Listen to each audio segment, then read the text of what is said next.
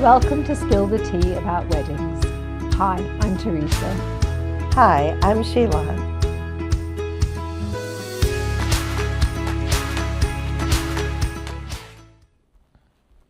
Hello, welcome to Spill the Tea about weddings with Teresa and Sheila. Hi, I'm Sheila. I am the owner of Finest Details. I am a wedding planner, wedding florist, and I have an event decor showroom in Goldsboro. Hi there, I'm Teresa. I'm the owner of the English Country Barn, a beautiful country chic venue in Magnolia, North Carolina. And we are happy you've joined us today. We are.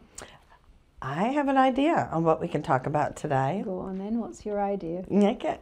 I think we should start with one of the questions that I see all the time on social media when couples come in. It's like, where do I start?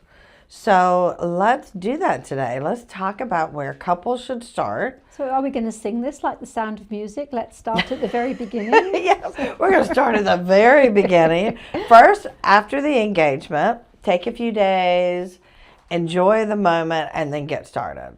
Do you think that fast? I love it when they take a couple of months to enjoy being engaged. Really? I really do, because I think that whilst a lot of our couples now probably know it's coming and the bride has probably been dreaming of this for the longest time, I just think that engagement isn't just a leapfrog. It's a part of your journey to enjoy and savor and enjoy calling each other my fiance, don't you think? So I'm always really, I mean, we do get the odd bride who literally got engaged Friday and comes and does a tour on Sunday, and that's exciting. That's a little early. Yeah, but I love it if they've taken just some time to savor it and start talking about their hopes and dreams for their wedding and their plans. Because otherwise what happens is that they walk into you or me and you say, okay, so what's your vision? And they go, I don't know.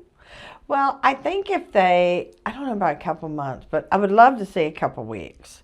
And the only reason is they get so excited, like, when are we going to do it? What are we going to do? What is it going to look like? And so I feel like if they get a date, then they can take time and then start all of the other stuff. Because the first thing when somebody sees the ring is, what's the date? Like, that's the first thing everybody asks. Well, you don't know that date until you've picked a venue. Right, and something that from the very beginning is really important is that I would say to couples, don't have a date in mind. Have a season in mind. Agree. Have a month in mind, but be flexible, because if you fall in love with a venue that is really popular and then you walk in there and say, we want to get married on the 27th of October 2027 because the date flows and it's already booked, you immediately feel deflated. And then you're either going to compromise on the date and you think, well, that was the date I really wanted, or you're going to compromise on the venue. Right. So I always say, I think the venue is more important than the date. I think so too, but we have had situations where couples have come in with a date and then not moving, and that's it, the way it is. And if we're already booked, I mean, and good venues are booking 12 to 18 months out at least. Right. I mean, we're already booking into 2028. So those dates are going, and and I would say a season is better than a month, because I mean, we have whole months that are already booked. Right. And I just think that going in with, if you really like you, the burnt oranges and the terracottas, then you're probably going to want fall, but fall can encompass quite a long period of time, can't it? So that would be my first hint and tip to people. Have a season. And I agree with that 100%. Because I think if you have a certain vision in your mind, that vision, unless it's Christmas or specifically fall color, like fall leaves on a tree, you can create that any time of the year. Yes. Even in the winter. But you and I are probably going to disagree on step one, because we both think we're step one. Which is totally fine, because we are both, I mean, too bad we couldn't be step one at the same, but I think we could probably explain why each of us would be step one, and then the couples will understand. I say a planner should be first, because the first thing that you'll do is sit down and talk about your budget. And then get that all, like, how much do you have spend? We can allocate it by what's most important to you, if it's food or music or photography or location. because it could be a destination wedding. And then the second thing we do is head count, because the number one thing that makes your budget is your head count. Are we talking 400 people, 175, or 50 people? Then you can pick out a venue, because that's the next thing you need outside of budget and head count is your venue. Your venue needs to make sure that if you're going to have 50 people, you're not looking at a 400-person venue cost-wise. Or if you're going to have 400 people, you're not looking at a 150-person venue. So that's why I say I'm first, but I also agree that there are some venues that require that you have a planner that is their planner. So if that's the case, that's going to limit some planners. So I say that when a couple is looking, they need to first determine, do I want to be at the mountains, do I want to at the beach, or if they already have a venue in mind, reach out to that venue and say, can I get a professional planner of my choice, or does it have to be through your venue? And if that venue is more important than anything, then you need to choose the venue first, because you'll have a planner. But if not, because I find all of the ones that I work at obviously allow you to bring your own planner, or I'm recommended by that venue as a planner. So I don't really come into the situation that a venue doesn't allow it. But I want to hear your side, because I know you think venue should be number one. Well, there are lots of nuances to all of this. Yep. Number one nuance that I would say is that the generations have changed, and there is so much available online for our couples now, Gen Z particularly, to research. I mean, we get so many inquiries that are research. They're not actual inquiries, because the nuances have changed with all of that. And couples can go online. They can already have research. And trust me, I mean, when we get couples coming in to do a venue tour, we say, are we your first tour? Well, you're a first tour in person, but we've looked at 150 venues online. Right. Because that information is already there. So they can see what the guest count capacity is. They can normally see photographs of the venues. They can determine whether it's at the beach, on the mountains, in the middle of nowhere. They can figure out what their budget is likely to be. If it's a good venue, they're upfront and have told them what the pricing is. So I think that couples nowadays can do so much research on their own before they even go to look at a venue. And the average now for couples to actually look in person at venues is 2.4 venues. That's it. And all the rest, they've done all the research online and found all that information. The other thing to think about is nowadays we see, particularly for our price point, for our budget, we're not budget weddings, we're not DIYers, but for our budget, we're not like multi-million dollar venues like, Royalty or anything. Most of them don't have a full service planner. They have a partial planner or a 60-day out coordinator. So if you're, and I say only, and it's not a derogatory term, but if you're having a partial planner, you don't need them in order to find your venue. Right. So if you're a very busy professional couple who is saying to a planner, here's $100,000, go and find me all my vendors, find me a venue, and we're good to go because we just want to get married, then obviously a planner has to come first. But most people, the bulk of the couples that you and I are going to see are typically not those people. And I think that finding most of them again will have talked in private of what they think their budget is going to be. Most of them are horribly wrong, and they think that they can do these weddings for far less than it's actually realistically going to cost. And that's another conversation that we need to have in depth for people to understand that. But I think that the amount of research that they can do online now, I really feel picking a date by going to venues and seeing what availability they've got is a much more realistic way of Gen Z doing their work.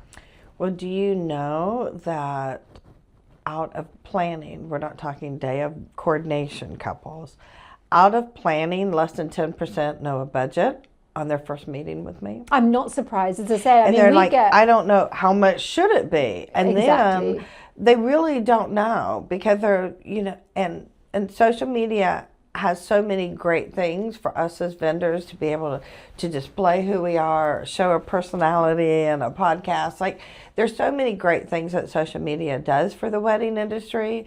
But on the same side, if they're following this great New York City planner and they're looking at those prices, they're not realizing that Eastern North Carolina prices are varying. Same thing even with Texas. Like, the cost of a DJ in Texas is very different from here.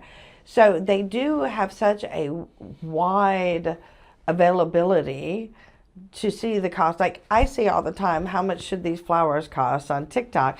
And I look at them prices and I'm like, whoa, that's like way more than what we're paying. And even some of them are in Tennessee.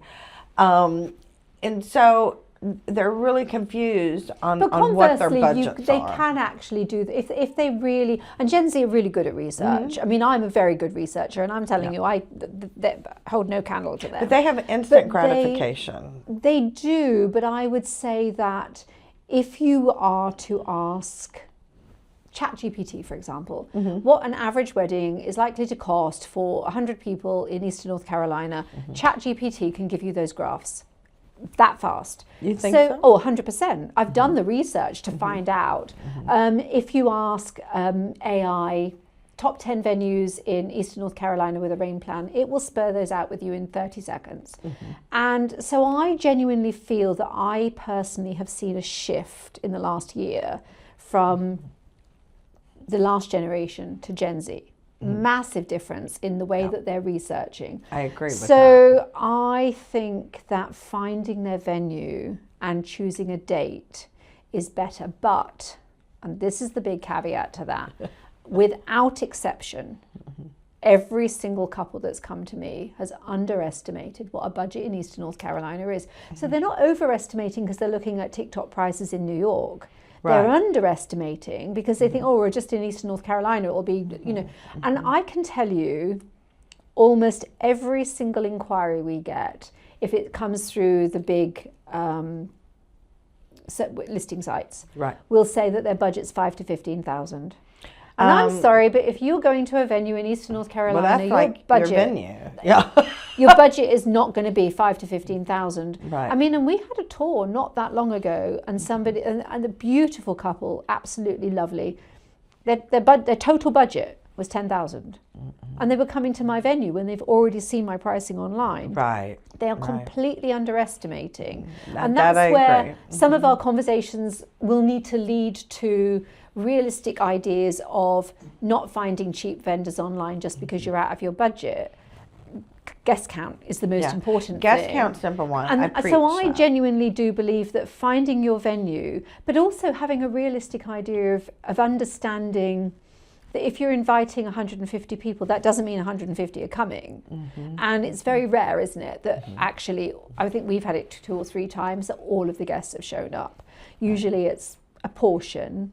I think they say 70%. Sometimes it's far less than that. Right. It depends on the time of year. Yeah, like of course it April, does. May, you usually have a much higher head count. July, August, when it's super hot, generally it's lower Well, 'cause around it's a the beach holidays. day, isn't it? Right. And if the beach is calling, people are not going to a wedding. So I think that those conversations are so valuable to come from a planner to discuss with them the realistic idea. But I do think also that venues have a responsibility to have those conversations. I mean, we do. I even have a planning pack for all of our couples. We have a welcome pack, we have a planning pack, we have a before your wedding pack. All of the information that we think that is so pertinent to them that they might not have, especially if they're doing DIY or they're having a 30-day out coordinator, those conversations may not have happened. Right. And they're going in without understanding the cost, because if they're hiring me as a planner, then I'm already know that you should be this range for a DJ, this range for a photographer. Well, and also it's not just that though, is it? It's about understanding that each guest costs $250, $500, or whatever it's going to be based on what you're putting into the wedding. Right. And if you work that back, I mean, even if I mean, we have people coming $10,000 for a whole wedding. Right. And you think, well, with my venue, and then you're paying for a day of coordinator, and each plate of food, you're already gone. Yeah. It has already gone. So I do think that finding your date, and you can only find your date if you have a venue that has that date available, is first. But two, where I have people come in thinking, okay, this is my budget, and by the end of our first planning meeting, they're thinking, oh, I'm going to have 200 or whatever, when they realize what it's going to cost for food and drinks, etc. They need to be at 75. And if they've rented a venue for 200, 250, or 400 person venue, then they've already spent above in the one area that they could have cut back on. So it does depend for the couple if they have the funds to have that full-time planner, because if you do, you can benefit from it.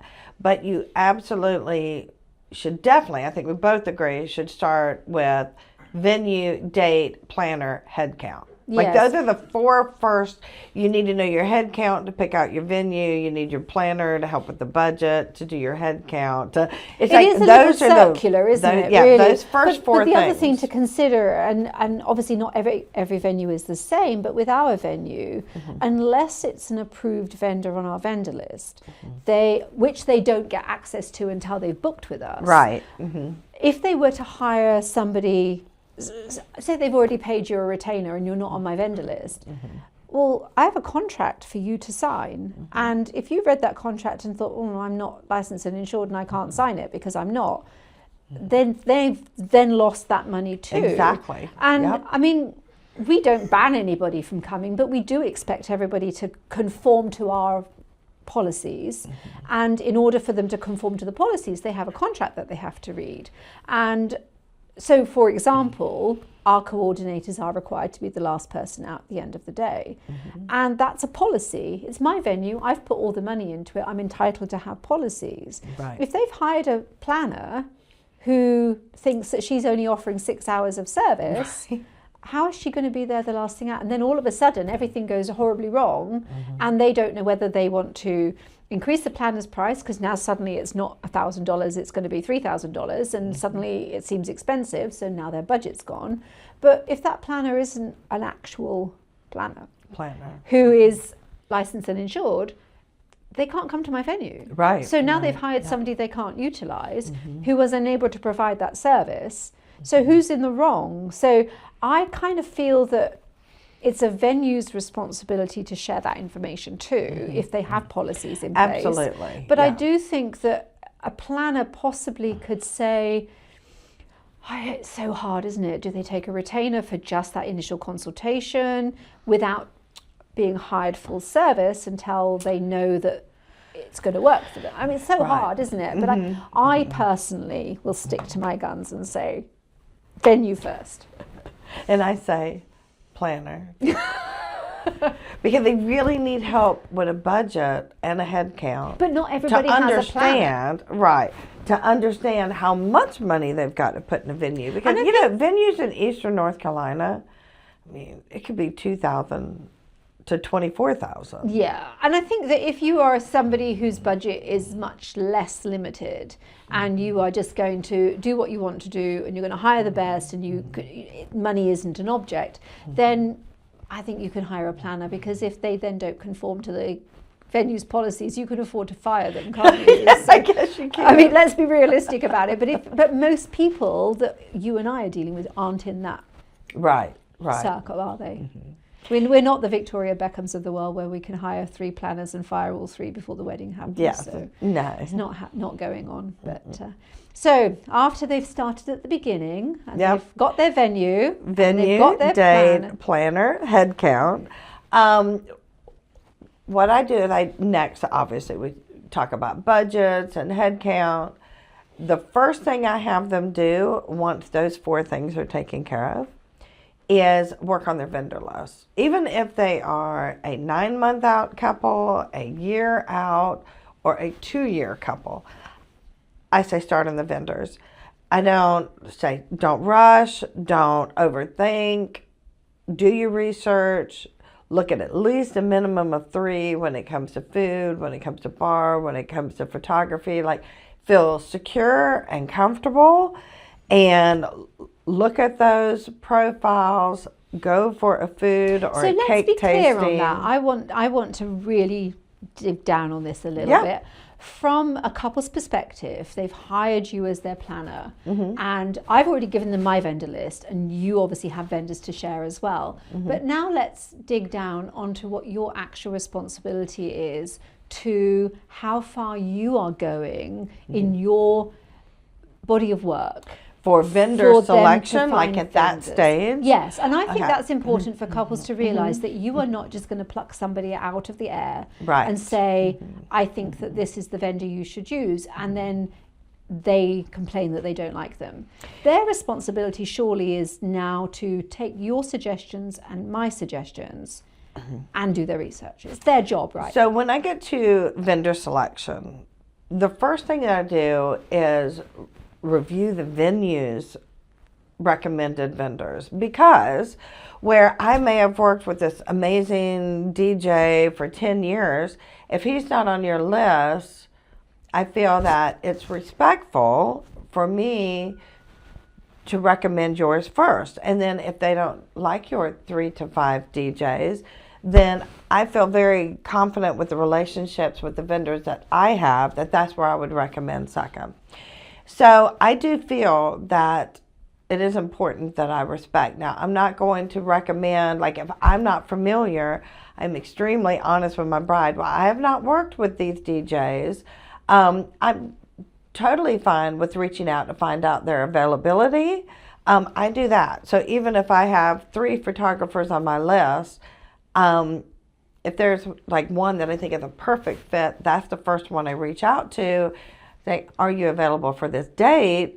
So I'm not guiding my couple on a long list that they have to call and nobody's available for them. But ultimately, it's the couple's responsibility. But the couple is responsible. I'm there for advice through the vendor selection, helping them choosing a good vendor that would be a good fit for them. But what if we've gone through the venue list? What if we've gone through everybody on my list? Then no, it is not the planner's responsibility to go out, vet, search, travel, food taste to get new vendors. What I do is I help with suggestions on a reliable preferred list that I have experience with. And if it's someone I'm not familiar with and they're like, oh, I really love their food, I think they're great, I've gotten a price, I say, okay, let me do a little research on reviews. Yeah, just kind of as a backup support after they have selected them. But do I go out, travel, or food taste for my clients? No, because that is so specific. I feel I highly encourage, no, they don't have to, but I highly encourage every one of my couples, look at the photographer's profile, watch at least 3 to 5 of their videos to make sure either the style that you like is consistent through their portfolio, or maybe that they have several different styles that they feature really well, that shows that they will have a broad view for you. Same thing with food, because what I love in food might not be my client's taste. Yeah. So, and same thing with bartending. So I'm there to recommend, to help guide. And if they're like, hey, I've already got a DJ that I've seen at a wedding I'd really want to use, then I'll look at the reviews. And if they're like, this is who I want, then I say, okay, before you pay the deposit, let me now reach out, verify their contract, let me review their contract just to make sure that the couple is covered before they sign or pay a deposit. That is my job.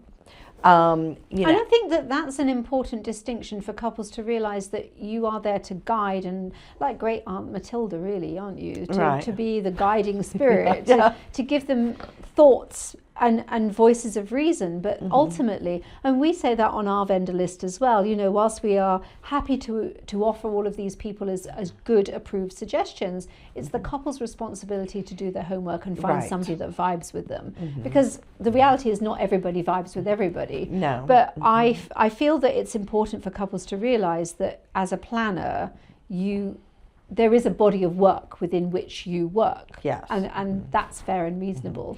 And one thing that I do offer for all my clients as a planner, but not in my coordinating package, is the contract review. because they're so overwhelmed. They have so many different contracts, and they really don't truly understand everything that it's going to take for that photographer or that bartender or the DJ, as far as setting up time, how long they need to be there, equipment they may need, electrical outlets, or extra lighting if it's an outside bar. So these are things that is my expertise. So I just go through and make sure that everything's been thought about. And then they can pay their deposit with confidence that they've had that second eye look at their contract.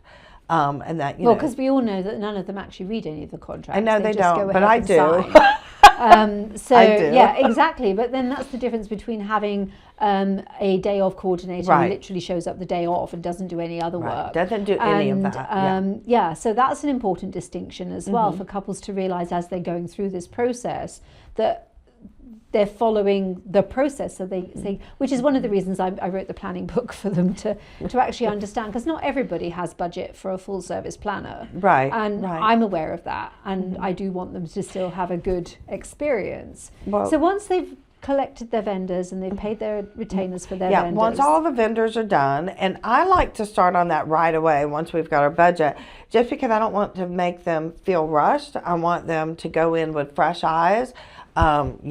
Between the venue's recommended list, mine, making sure they're getting somebody that's reputable. Okay, so they've had time. I'm going to interrupt you again. So now we're in a couple who have got this much budget, but not enough money to pay all the retainers all at once when they very first book the venue and planner. What order do you think that they should book? If they don't have it all now, or will not have it all total in a budget. No, they don't have it all to pay their retainers all at once. So they booked then we me pick today. The most important, because of course your venue needs to be your first to have your guaranteed date. And then I ask my couples, what is your top 5?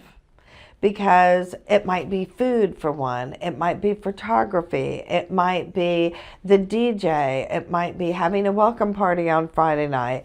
Once I know what that is what we focus on. If they only have X amount in deposits that first month, then we focus starting with number 1 to number 5 as the most important vendor. But do you also think that there's an order of vendors that get booked up earliest? Yes, but if you don't have the funds for the deposit, you have to make a decision. And as a planner, that's what I'm there for, right? Is to say we have to set priorities, first. So photographers book up very quick. So I find that photography and videography, because there's hundreds, there's thousands of photographers and videographers out in the market. But experienced, qualified, like not every photographer is going to have that bride's dream view.